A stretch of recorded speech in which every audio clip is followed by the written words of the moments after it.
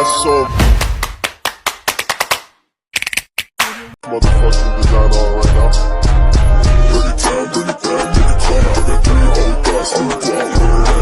Bu, aku dengar teman-temanku bicara tentang pasar. Apa sih pasar itu? Oh, pasar itu tempat yang sangat menarik. Sayang, di sana kita bisa membeli berbagai macam barang, terutama makanan segar. Makanan segar seperti apa? Bu, di pasar kita bisa menemukan sayuran, buah-buahan, daging, ikan dan banyak lagi. Pasti seru ya, bagaimana suasana di pasar? Sangat ramai dan hidup. Ada banyak orang yang datang ke sana untuk memenuhi kebutuhan mereka. Oh, jadi pasar seperti itu ya?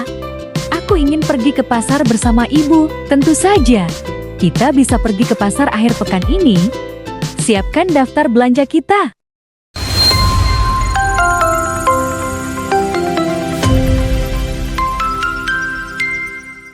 Teman-teman, apa itu pasar?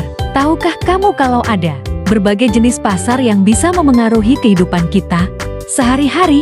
Dalam video kali ini, kita akan belajar tentang pasar dan jenis-jenisnya, mulai dari yang sempurna hingga yang tidak sempurna. Yuk, kita mulai. Pasar adalah tempat di mana pembeli dan penjual bertemu untuk melakukan transaksi jual beli barang atau jasa. Di pasar, harga ditentukan berdasarkan permintaan dan penawaran. Tentu, pasar memiliki berbagai bentuk, loh. Pembahasan pertama kita adalah pasar persaingan sempurna. Yuk simak videonya. Pasar persaingan sempurna adalah pasar dengan banyak penjual dan pembeli yang menawarkan produk serupa, di mana harga ditentukan oleh pasar dan tidak ada pihak yang dapat memengaruhi harga. Contoh pasar ini adalah pasar pertanian, misalnya beras dan pasar valuta asing. Di pasar seperti ini, konsumen bisa dengan mudah beralih dari satu penjual ke penjual lainnya karena semua barang yang ditawarkan sangat mirip. Karena banyaknya penjual dan pembeli, tidak ada satupun penjual yang bisa mengontrol harga barang. Yang kedua, kita akan membahas pasar tidak sempurna. Sekarang, mari kita lihat pasar tidak sempurna. Ada 3 jenis utama: monopoli, oligopoli, dan monopolistik. Masing-masing memiliki karakteristik yang berbeda. Pada pasar monopoli, hanya ada satu penjual yang menguasai seluruh pasar. Misalnya, perusahaan PDAM yang menyediakan air minum di wilayah tertentu. Karena hanya ada satu perusahaan, mereka bisa mengatur harga barang atau jasa tanpa persaingan. Di pasar oligopoli, ada beberapa perusahaan besar yang menguasai pasar. Seperti halnya dalam industri telekomunikasi, beberapa perusahaan besar seperti Telkomsel, Indosat, dan XL mendominasi, dan mereka saling bersaing untuk menarik pelanggan.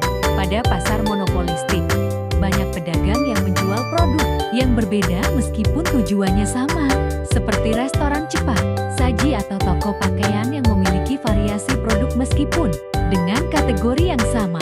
Setiap produk memiliki ciri khas yang membedakannya. Yang ketiga adalah membahas tentang struktur pasar. Struktur pasar terdiri dari berbagai elemen seperti jumlah penjual, jenis produk, dan bagaimana harga ditentukan.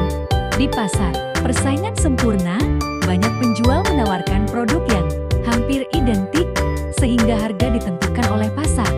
Namun, di pasar monopoli dan oligopoli, harga lebih sering dikendalikan oleh sedikit penjual. Segitu saja penjelasan tentang konsep pasar dan jenisnya. Jadi kesimpulan dari pembahasan kita kali ini adalah pasar memiliki berbagai jenis dan struktur. Pasar persaingan sempurna memiliki banyak penjual dan produk yang hampir identik, sementara pasar tidak sempurna seperti monopoli, oligopoli, dan monopolistik memiliki pengaruh yang lebih besar dari beberapa pemain besar. Memahami pasar ini membantu kita mengetahui bagaimana ekonomi bekerja.